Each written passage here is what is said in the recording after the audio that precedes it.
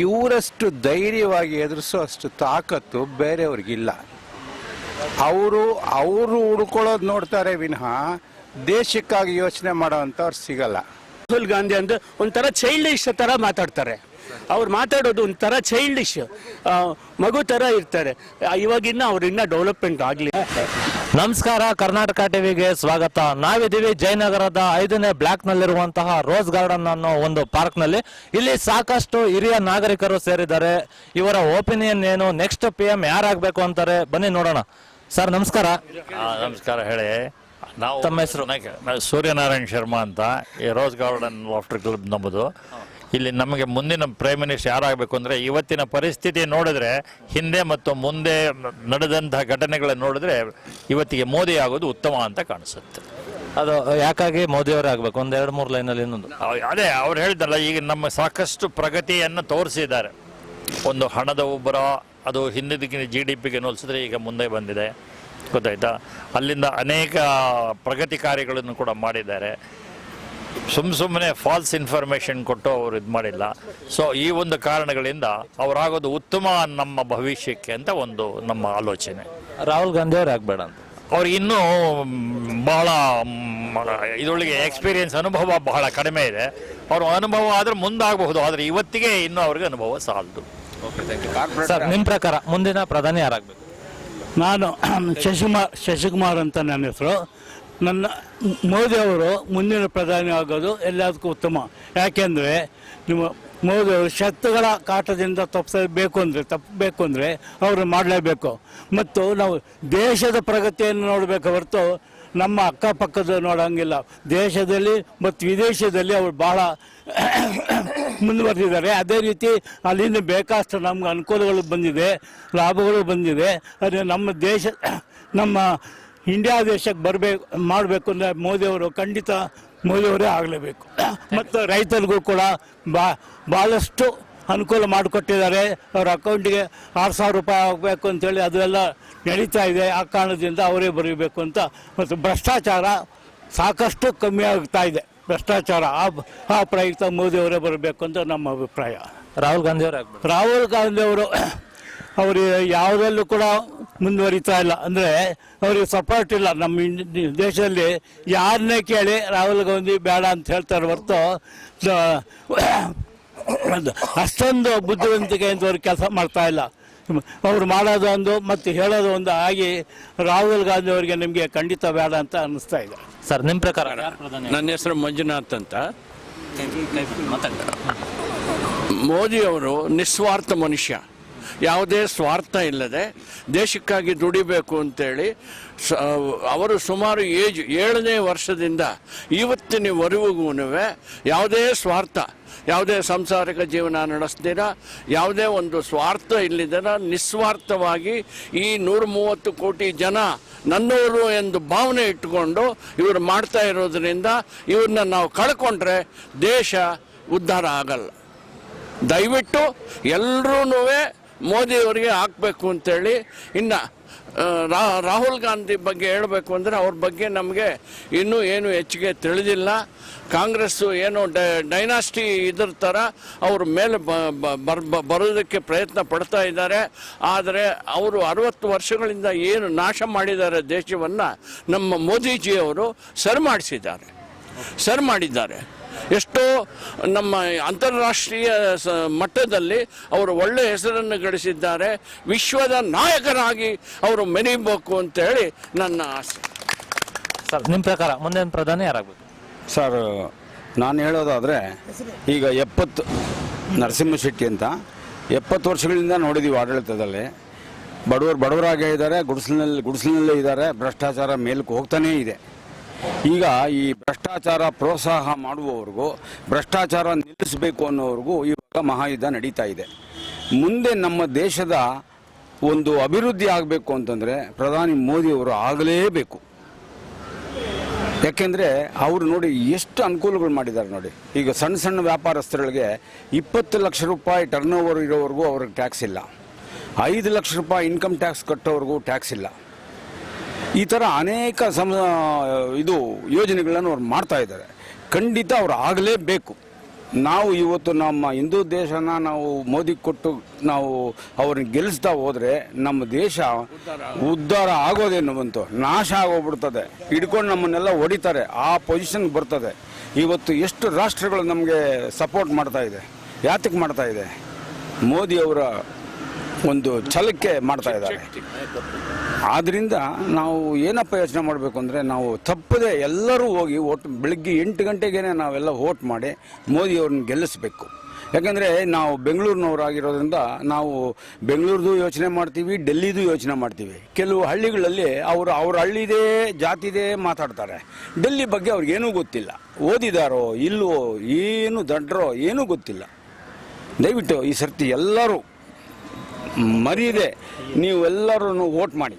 ಆಮೇಲೆ ನೀವು ಯಾರು ವೋಟ್ ಮಾಡಿ ನೀವು ನಮ್ಮ ಅಂಗಡಿಗೆ ಬರ್ತೀರೋ ನಿಮಗೆ 50% ರೇಟ್ಗೆ ಐಸ್ ಕ್ರೀಮ್ ಕೊಡ್ತೀನಿ. Thank you. ಒಳ್ಳೆ ಆಫರ್ ಕೂಡ ಇದೆ. ಸರ್ ನಮಸ್ತೆ, ನಿಮ್ಮ ಪ್ರಕಾರ ಮುಂದಿನ ಪ್ರಧಾನಿ ಯಾರಾಗಬೇಕು? ನನ್ನ ಹೆಸರು ನಾಗರಾಜ್ ಎಸ್ ಅಂತ.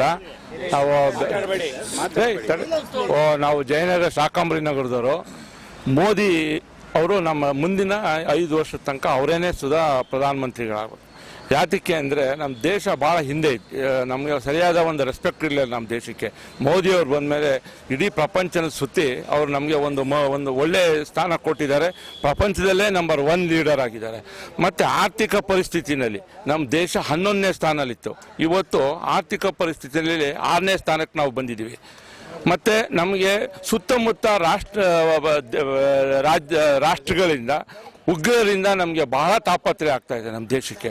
ಆ ಉಗ್ರರನ್ನ ಸದೆ ಬಡಿಬೇಕು ಅಂತಂದರೆ ನಮ್ಮ ಮೋದಿಯವರಿಂದ ಮಾತ್ರ ಸಾಧ್ಯ, ಬೇರೆಯವರಿಂದ ಭಾಳ ಕಷ್ಟ ಇದೆ. ರಾಹುಲ್ ಗಾಂಧಿ ಅವರ ಬಗ್ಗೆ ಒಂದು ಮಾತು. ರಾಹುಲ್ ಗಾಂಧಿ ಅವರು ಹಿಂದಿನಗಿಂತ ಒಂದು ಚೂರು ಸ್ವಲ್ಪ ಇವಾಗ ಮಾತಾಡೋದು ಉತ್ತಮವಾಗಿದ್ದಾರೆ, ಮತ್ತು ಅವರು ಇನ್ನೂ ಪರಿಪಕ್ವವಾಗಿ ಆಗಿಲ್ಲ.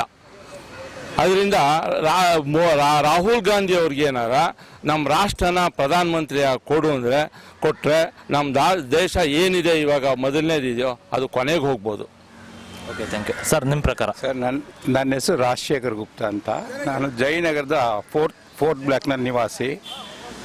ಈಗ ಮೋದಿ ವಿಚಾರದಲ್ಲಿ ತಗೊಂಡ್ರೆ 5 ವರ್ಷ ಮುಗಿಸ್ತಾ ಇದ್ದಾರೆ. ಹತ್ರ 5 ವರ್ಷದಲ್ಲಿ ಒಂದು ಕಪ್ಪು ಚುಕ್ಕೆ ಕಾಣಲ್ಲ. ಅವ್ರ ಸುತ್ತಮುತ್ತಲು ದೇಶಕ್ಕೆ ಅಂತ ಕೆಲಸ ಮಾಡೋಂಥವ್ರು ಮಾತ್ರ ಸೇರಿಸ್ಕೊತಾ ಇದ್ದಾರೆ, ಮಿಗ್ದವ್ರನ್ನ ಅವ್ರು ಇದು ಮಾಡ್ತಾ ಇದ್ದಾರೆ. ಇವಾಗ ನಾವು ಡೆಲ್ಲಿಗೆ ನಾವು ಇದು ಮಾಡ್ತಾ ಇರೋದ್ರಿಂದ ನಮ್ಮ ಅಕ್ಕಪಕ್ಕದ ನೆರೆ ರಾಷ್ಟ್ರಗಳಿಂದ ನಮಗಿರೋ ಭಯ, ಆತಂಕ, ಉಗ್ರರಿಂದ ಇರೋ ತೊಂದರೆ, ಇವರಷ್ಟು ಧೈರ್ಯವಾಗಿ ಎದುರಿಸೋ ಅಷ್ಟು ತಾಕತ್ತು ಬೇರೆಯವ್ರಿಗಿಲ್ಲ. ಅವರು ಹುಡ್ಕೊಳ್ಳೋದು ನೋಡ್ತಾರೆ ವಿನಃ ದೇಶಕ್ಕಾಗಿ ಯೋಚನೆ ಮಾಡೋವಂಥವ್ರು ಸಿಗಲ್ಲ. ಆದ್ದರಿಂದ ಆದಷ್ಟು ಮೋದಿ ಅವರೇ ಇನ್ನು 5 ವರ್ಷ ಬರಬೇಕು ಅಂತ ನಮ್ಮ ಆಸೆ. ಇನ್ನು ರಾಹುಲ್ ಗಾಂಧಿ ವಿಚಾರ ತಗೊಂಡ್ರೆ, ರಾಹುಲ್ ಗಾಂಧಿ ಅನುಭವದಲ್ಲಿ ಇನ್ನೂ ಪಕ್ವವಾಗಿಲ್ಲ. ಅವರ ಸುತ್ತಮುತ್ತಲು ಇರೋ ಜನ ಬರೀ ಲಂಚ ನುಂಗುವಂಥ ಜನಗಳಿರೋದೇ ಹೊರತು ಒಳ್ಳೆ ಹೆಸರು ತಗೊಂಡಿರೋವಂಥವ್ರು ಯಾರೂ ಇಲ್ಲ. ಇವರು ಯಾರನ್ನ ಆರಿಸ್ಕೋಬೇಕು, ಯಾರನ್ನ ಬಿಡಬೇಕು ಅನ್ನೋ ಸ್ಥಿತಿನಲ್ಲಿಲ್ಲ. ಇವ್ರ ಮಾತು ಇವಾಗ ಸದ್ಯಕ್ಕೆ ಅವ್ರ ಪಕ್ಷದಲ್ಲೇ ನಡೆಯೋದಿಲ್ಲ ಅಂದಮೇಲೆ ಇವ್ರ ದೇಶನೇನು ಉದ್ಧಾರ ಮಾಡ್ತಾರೆ? ಆದ್ದರಿಂದ ಮೋದಿನೇ ಮಾಡೋಣ, ಮೋದಿನೇ ಜಯಿಸೋಣ. Okay, thank you. ಸರ್ ನಿಮ್ಮ ಪ್ರಕಾರ ಮುಂದಿನ ಪ್ರಧಾನಿ ಯಾರು? ನನ್ನ ಹೆಸರು GR ಸುಧಾಕರ್ ಗುಪ್ತಾ ಅಂತ. I am retired Vysya bank manager. I am residing at Vysya bank colony, JP Nagar, first phase. 1947ನಲ್ಲಿ ನಮಗೆ ಸ್ವತಂತ್ರ ಬಂತು.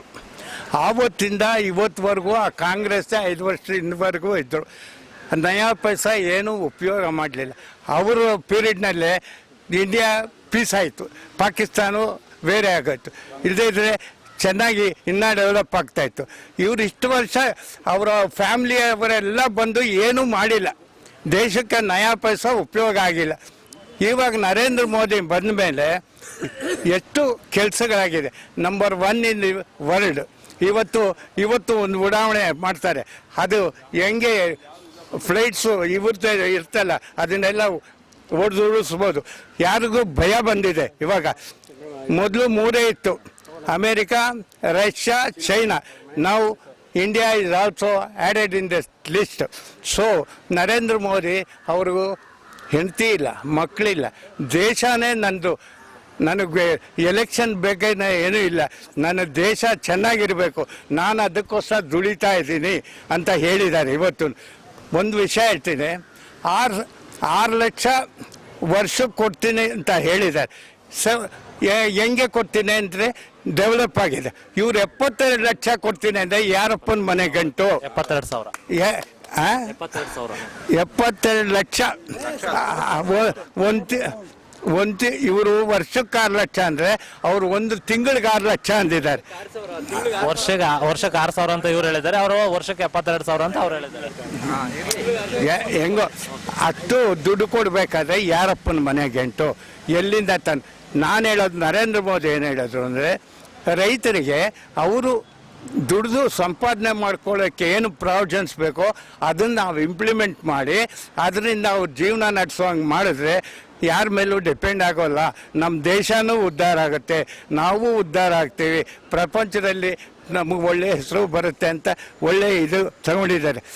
ಅವರು ಈ 5 ವರ್ಷ ಅವರೇ ಪ್ರೈಮ್ ಮಿನಿಸ್ಟರ್ ಆಗಿದ್ರೆ ನದಿಗಳ ಜೋಡಣೆ ಅದು ಮಾಡ್ತಾರೆ. ಯಾಕೆಂದರೆ ಲಾಸ್ಟ್ ಟೈಮ್ ಮಾಡಿದ್ದು ಆದಷ್ಟು ಗಂಗಾ ನದಿ ಪ್ಯೂರಿಫೈ ಮಾಡಿದ್ದಾರೆ, ಚೆನ್ನಾಗಿದೆ. ಅದು ಏನೇನೋ ಗಲೀಜಿತ್ತು, ಇವಾಗ ಏನೂ ಇಲ್ಲ, ಅಷ್ಟು ಚೆನ್ನಾಗಿದೆ. ಒಂದೊಂದು ನದಿನೇ ಒಂದೊಂದು ಸ್ಟೇಟ್ಗೆ ಕನೆಕ್ಷನ್ ಮಾಡ್ಕೊಂಡು ಬಂದರೆ ಇಂಟರ್ನಲ್ ಸ್ಟೇಟು ಅವ್ರ ನದಿಗಳು ಕನೆಕ್ಟ್ ಮಾಡಿ ದೇಶಕ್ಕೆ ನೀರಿನ ಪ್ರಾಬ್ಲಮ್ ಇಲ್ಲದೆ, ನೀರಿಲ್ಲದೆ ಇದ್ದರೆ ಏನೂ ಆಗೋಲ್ಲ, ಬೆಳೆನೂ ಬೆಳೆಯಲ್ಲ, ಕುಡಿಯೋಕ್ಕೆ ನೀರೂ ಇರಲ್ಲ, ಏನೂ ಇರಲ್ಲ. ಇವರು ಕಂಬೈಂಡ್ ಇರೋದ್ರಿಂದ ಯಾರೂ ಉಪಯೋಗ ಆಗೋಲ್ಲ. ಏನು ಕೆಲಸ ಮಾಡೋಕ್ಕೆ ಅವರು ಕೆಲಸ ಮಾಡಲ್ಲ, ಮಾಡೋರ್ನೂ ಬಿಡೋಲ್ಲ. ದಿನ ಬೆಳಗ್ಗೆ ಇದ್ರೆ ಜಗಳ, ಲಟಾಪಟೆ, ಏನು ಪ್ರಯೋಜನ? ಆ ಥರ ಇದ್ದರೆ ದೇಶಕ್ಕೆ ಏನಾದರೂ ಉಪಯೋಗ ಇದೆಯಾ? ನೋಡಿ, ಎಲ್ಲೇ ರೋಡುಗಳಲ್ಲಿ ಕಸ, ಗಾರ್ಡನ್ ಸಿಟಿ ಬದಲು ಗಾರ್ಬೇಜ್ ಸಿಟಿ ಆಗ್ಬಿಟ್ಟಿದೆ ಇವರು ಜಾಯಿಂಟ್ ಇದರಿಂದ. ಏನು ಪ್ರಯೋಜನ ಆಗ್ತು? ಓಕೆ ಖಂಡಿತ ಸರ್. ನೀವು ಮಾತಾಡ್ತಿರಲ್ಲ ಸರ್, ಮುಂದಿನ ಪ್ರಧಾನಿ ಯಾರಾಗಬೇಕು? ಅಂದರೆ ನರೇಂದ್ರ ಮೋದಿ ಆಗಿದ್ರೆ ಭಾಳ ಚೆನ್ನಾಗಿದೆ. ಇಷ್ಟು ವರ್ಷನಲ್ಲಿ 70 ವರ್ಷ ನಮ್ಮ ಅಪ್ಪನೇ ಹೇಳ್ತಾ ಇದ್ದೆಪ್ಪ, ಹೀಗೆ ನೋಡಿ ಯಾರೋ ಜನ ಬಂದಿದ್ದಾರೆ, 1 ರೂಪಾಯಿದು 70 ವರ್ಷ ಮುಂಚೆದು ಮಾತಾಡ್ತಾ ಇರೋದು. 1 ರೂಪಾಯಿ ಎಣ್ಣೆ ಡಬ್ಬ ಸೀದಾ 5 ರೂಪಾಯಿ ಮಾಡಿದ್ದಾರೆ. ಆ ಪ್ರೈಮ್ ಮಿನಿಸ್ಟರ್ ಬಂದಿದ್ದಕ್ಕೆ ಎಲ್ಲರಿಗೆ ಗೊತ್ತು ಯಾರು ಬಂದಿದೆ ಯಾರು ಬರಲ್ಲ. ಇದ್ರೆ ಸರ್ದಾರ್ ವಲ್ಲಭಭಾಯಿ ಪಟೇಲ್ಗೆ ಚಾನ್ಸ್ ಕೊಟ್ಟಿಲ್ಲ. ಆ ಥರ ಒಳ್ಳೆ ಜನಕ್ಕೆ ಮತ್ತು ಜೈ ಜವಾನ್ ಜೈ ಕಿಸಾನ್ ಲಾಲ್ ಬಹದ್ದೂರ್ ಶಾಸ್ತ್ರಿಗೆ ಚಾನ್ಸ್ ಕೊಟ್ಟಿಲ್ಲ, ಮೊರಾರ್ಜಿ ದೇಸಾಯಿಗೆ ಚಾನ್ಸ್ ಕೊಟ್ಟಿಲ್ಲ. ಆ ಥರ 70 ವರ್ಷ ಅದು ನಾನು ಲೂಟಿ ಆಗಿದ್ದೀನಿ, ನಮ್ಮ ತಮ್ಮ 50 ವರ್ಷ ಅದು ಲೂಟಿ ಆಗಿದ್ದಾರೆ. ಹೀಗೆ ಮೊಮ್ಮಕ್ಕಳಿಗೆ ಏನಾದ್ರು ಸಿಕ್ಕಬೇಕಾದ್ರೆ ನರೇಂದ್ರ ಮೋದಿ ಬರಲಿ. ಇನ್ನು ರಾಹುಲ್ ಗಾಂಧಿಗೆ ತುಂಬ ಎಕ್ಸ್ಪೀರಿಯನ್ಸ್ ಆಗಬೇಕು, ಆಗಲಿ, ಭಾರತ ದೇಶಕ್ಕೆ ಸೇವಾ ಮಾಡಲಿ. ಅವರು ಗಾಂಧಿ ಪರಿವಾರ ಹೇಳ್ತಾರೆ, ಹೇಳ್ಕೊಳ್ಳಿ. ಮತ್ತು ಸೇವಾ ಮಾಡೋದಕ್ಕೆ ಇನ್ನು ತುಂಬ ಅವ್ರಿಗೆ ಅನುಭವ ತಗೋಬೇಕು. ಇನ್ನು 25 ವರ್ಷ ನರೇಂದ್ರ ಮೋದಿ ಹತ್ರ ಟ್ರೈನಿಂಗ್ ತಗೊಂಡ್ರೆ ಅವರು ಮುಂದೆ ಭಾರತ ದೇಶ ಸೇವಾ ಮಾಡಬೇಕು. ಮತ್ತು ಅವ್ರಿಗೆ ಯಾವ ಥರ ಸೇವಾ ಮಾಡಬೇಕು ಬರಲ್ಲ. ಇದಕ್ಕೆ ನಮ್ಮ ಕನ್ನಡ ನಾಡಿನ ಜನ ಕೂಡ ನಮ್ಮ ನರೇಂದ್ರ ಮೋದಿಗೆ ಲೈಕ್ ಮಾಡ್ತಾರೆ. ಮತ್ತು ಅವ್ರಿಗೆ ಹೇಳೋದು ಅವಕಾಶ ಯಾರ ಕೊಟ್ಟಿಲ್ಲ. ಈ ಕರ್ನಾಟಕ TV ಭಾಳ ಚೆನ್ನಾಗಿ ಮುಂದೆ ಬಂದಿದ್ದಾರೆ. ಇದಕ್ಕೆ ನಮಗೆ ಕೂಡ ಖುಷಿ ಆಗುತ್ತೆ. ನಂಗೆ ಗುಜರಾತಿಂದ ಬನ್ನಿ ಕನ್ನಡ ಅಭಿಮಾನಿಗಳು ಆಗಿದ್ದೀವಿ. ಕನ್ನಡ ನಾಡಿನ ಪ್ರಭು ಕೆಂಪೇಗೌಡ ಕಿ ಜೈ, ಕ್ರಾಂತಿವೀರ ಸಂಗೊಳ್ಳಿ ರಾಯಣ್ಣ ಕಿ ಜೈ, ಕವಿ ಕುವೆಂಪು ಕಿ ಜೈ, ಬಾಲ್ ಗಂಗಾಧರ್ ಸ್ವಾಮಿ ಕಿ ಜೈ, ಸಿದ್ಧಗಂಗೇಶ್ವರ ಸ್ವಾಮಿ ಕಿ ಜೈ. ಈ ಥರ ಇಂದ ಇಲ್ಲಿ ಕರ್ನಾಟಕನಲ್ಲಿ ಕೂಡ ನರೇಂದ್ರ ಮೋದಿಗೆ ಲೈಕ್ ಮಾಡ್ತಾರೆ. ಅವರು ಪ್ರೈಮ್ ಮಿನಿಸ್ಟರ್ ಆಗಬೇಕು. Thank you sir. ನಮ್ಮ ಹೆಸರು ನರಸಿಂಹಮೂರ್ತಿ ಅಂತ. ನರೇಂದ್ರ ಮೋದಿನೇ ಇವಾಗ ಬರಬೇಕು ಅಂತ. ಯಾಕೆ ಅಂದರೆ ಇವಾಗ 5 ವರ್ಷದಿಂದ ಎಷ್ಟು ಡೆವಲಪ್ಮೆಂಟ್ ಆಗಿದೆ ನಮ್ಮ ಇಂಡಿಯಾ, ಎಷ್ಟು GDPನಲ್ಲಿ ಎಷ್ಟು ಗ್ರೋತ್ ಆಗಿದೆ. ಆಮೇಲೆ ಮೊನ್ನೆ ಉಗ್ರದಾಳಿ ಆಯಿತು. ಇಷ್ಟುವರೆಗೂ 40 ವರ್ಷದಿಂದ ನಮ್ಮ ಇದರಿಂದ ಒಂದು ಚೂರು ಹೋಗಲಿಲ್ಲ. ಆದರೆ ಇವರು ಬೋಲ್ಡ್ ಸ್ಟೆಪ್ ತಗೊಂಡು ಉಗ್ರದಾಳಿ ಮಾಡಿದ್ರು. ಯಾಕೆ? ಅವ್ರ ಸ್ಟೆಬಿಲಿಟಿ ಹಂಗಿದೆ. ಆ ಥರ ಅವ್ರಿಗೆ ಒಂದು ಆಶೆ ಇದೆ. ಏನಂದರೆ ನಮ್ಮ ದೇಶನ ಉದ್ಧಾರ ಮಾಡಬೇಕು ಅಂತ ಮನಸ್ಸಿನಲ್ಲಿ ಇದೆ. ಅವ್ರೇನು ಕರಪ್ಷನ್ ಇಲ್ಲ, ಏನೂ ಇಲ್ಲ. ಅವ್ರ ಕರಪ್ಷನ್ ಪಾಪ ಅವ್ರ ಹತ್ರ ಏನೂ ಇಲ್ಲ, ಒಂದು ಪೈಸಾನೂ ಇಲ್ಲ ಅವ್ರ ಹತ್ರ. ಆದರೆ ನಮ್ಮ ಕಾಂಗ್ರೆಸ್ ಅವ್ರ ಹತ್ರ ಎಷ್ಟೆಷ್ಟಿದೆ, ಎಷ್ಟೆಂಟು ಕೋಟಾಂತರ ರೂಪಾಯಿ ಇದೆ. ಆದರೆ ಇವರು ಇವಾಗ ರಾಹುಲ್ ಗಾಂಧಿ ಅಂತ ಒಂಥರ ಚೈಲ್ಡಿಶ್ ಥರ ಮಾತಾಡ್ತಾರೆ. ಅವ್ರು ಮಾತಾಡೋದು ಒಂಥರ ಚೈಲ್ಡಿಶ್, ಮಗು ಥರ ಇರ್ತಾರೆ. ಇವಾಗಿನ್ನ ಅವ್ರು ಇನ್ನೂ ಡೆವಲಪ್ಮೆಂಟ್ ಆಗಲಿಲ್ಲ. ಸರ್ ನಿಮ್ಮ ಪ್ರಕಾರ ಮುಂದಿನ ಪ್ರಧಾನಿ? ನನ್ನ ಹೆಸರು ರಾಜು ಅಂತ. ಈಗ ಸಾಮಾನ್ಯವಾಗಿ ಎಲ್ಲ ನಾಯಕರಾಗಲಿ ಮತ್ತೊಬ್ಬರಾಗಲಿ ಪ್ರತಿಯೊಬ್ಬರು ರಾಜಕೀಯ ಪ್ರವೇಶಿಸೋದು ದುಡ್ಡು ಮಾಡಬೇಕು ಅಂತ. ದುಡ್ಡು ಮಾಡಿ ಅವ್ರ ಸಂಸಾರ ಅವ್ರದ್ದು ತುಂಬ ಬಳಗ ಇರ್ತಲ್ಲ, ಅವ್ರಿಗೆಲ್ಲ ಸಹಾಯ ಆಗಬೇಕು ಅಥವಾ ಏನೋ ಒಂದು ಆಗಬೇಕು ಅಂತ ಅವ್ರು ಮಾಡ್ತಾರೆ. ಆದರೆ ನರೇಂದ್ರ ಮೋದಿ ಅವರು ಯಾವುದೇ ಒಂದು ಫಲಿತಾನ ಅಪೇಕ್ಷೆ ಪಡದೆ ದೇಶ ನಂದು, ಜನ ನಂದು, ನಮ್ಮ ದೇಶ ಇದು, ನಮ್ಮ ದೇಶನ ಯಾವ ರೀತಿ ನಾವು ಉತ್ತಮಗೊಳಿಸ್ಬೋದು, ಯಾವ ರೀತಿ ಇಲ್ಲಿರೋ ಒಂದು ಸಂಪತ್ತುಗಳನ್ನ ನಾವು ಕ್ರೋಢೀಕರಿಸಿ ಎಲ್ಲರಿಗೂ ಸಹಾಯ ಮಾಡ್ಬೋದು ಅನ್ನೋ ಒಂದು ಒಳ್ಳೆಯ ಉದ್ದೇಶದಿಂದ ಪ್ರತಿಯೊಂದು ದೇಶಕ್ಕೂ ಹೋಗಿ ಅಲ್ಲಿ ನಮ್ಮ ದೇಶದ ಬಗ್ಗೆ ವಿಚಾರಗಳನ್ನು ತಿಳಿಸಿ ಅವರಿಗೆ ಏನು ಬೇಕೋ ಅತ್ಯುತ್ತಮವಾದ ಸಲಹೆಗಳನ್ನು ತಗೊಂಡು ಮತ್ತೆ ಸಲಹೆಗಳನ್ನು ಕೊಟ್ಟು ಮೈತ್ರಿ ಭಾವನೆ ಬೆಳೆಸ್ತಾ ಇದ್ದಾರೆ. ಆದ್ದರಿಂದ ಇಂಥ ಒಬ್ಬ ನಾಯಕರು ಅಂದರೆ ನಿಸ್ವಾರ್ಥವಾಗಿ ದುಡಿಯೋ ನಾಯಕರು ನಮ್ಮ ದೇಶಕ್ಕೆ ಬಹಳ ಮುಖ್ಯ. ಬೇರೆ ಯಾರಾದರೂ ಬಂದರೆ ಇದುವರೆಗೂ ಆಗಿರೋದನ್ನ ಹಾಳು ಮಾಡಿಬಿಡ್ತಾರೆ. Thank you sir. ಸರ್ ನಿಮ್ಮ ಪ್ರಕಾರ ಮುಂದಿನ ಪ್ರಧಾನಿ ಯಾರಾಗಬೇಕು? ನರೇಂದ್ರ ಮೋದಿ ಆಗಬೇಕು. ಏಕೆ ಅಂದರೆ ಅವರು ಇಡೀ ಪ್ರಪಂಚದ ಎಲ್ಲ ದೇಶಗಳಲ್ಲೂ ವಿಶ್ವಾಸ ಇಟ್ಕೊಂಡಿದ್ದಾರೆ. ದೇಶದಲ್ಲಿ ಒಂದು ಹೆಣ್ಮಕ್ಳಿಗಾಗಲಿ ಗಂಡು ಮಕ್ಕಳಿಗಾಗಲಿ ವಿದ್ಯಾವಂತರಿಗಾಗಲಿ ಅವಿದ್ಯಾವಂತರಿಗಾಗಲಿ ಪ್ರತಿಯೊಬ್ಬರಿಗೂ ಎಲ್ಲ ರೀತಿಯ ಸಹಾಯಗಳನ್ನು ಮಾಡ್ತಾ ಇದ್ದಾರೆ. ಕಾಂಗ್ರೆಸ್ನವರು ನೆಹರು ಕಾಲದಿಂದ ಇವತ್ತಿನವರೆಗೂ ಬರೀ ಹಗರಣಗಳಲ್ಲೇ ಮುಗಿದೋಯ್ತು, ಯಾವ ಇಂಪ್ಲಿಮೆಂಟು ಮಾಡಲಿಲ್ಲ. ಅದಕ್ಕೋಸ್ಕರ ನರೇಂದ್ರ ಮೋದಿ ಒಬ್ಬ ಸಂತ ದಿನಕ್ಕೆ 18 ಗಂಟೆ ಕೆಲಸ ಮಾಡೋಂಥ ನರೇಂದ್ರ ಮೋದಿ ಅವರೇ ಪ್ರಧಾನಮಂತ್ರಿ ಆಗಬೇಕು ಅಂತ ನಮ್ಮ ಆಸೆ. Thank you. ಎಸ್ ವೀಕ್ಷಕರ, ಇದಿಷ್ಟು ಇಲ್ಲಿನ ಸಾರ್ವಜನಿಕರ ಒಂದು ಅಭಿಪ್ರಾಯವಾಗಿತ್ತು. ಇದೇ ರೀತಿ ಮತ್ತಷ್ಟು ಅಭಿಪ್ರಾಯಗಳನ್ನು ನಿಮ್ಮ ಮುಂದೆ ಇಡ್ತೀವಿ. ಅಲ್ಲಿವರೆಗೂ ನೋಡ್ತಾ ಇರಿ ಕರ್ನಾಟಕ ಟಿವಿ, ಇದು ಕನ್ನಡಿಗರ ಧ್ವನಿ.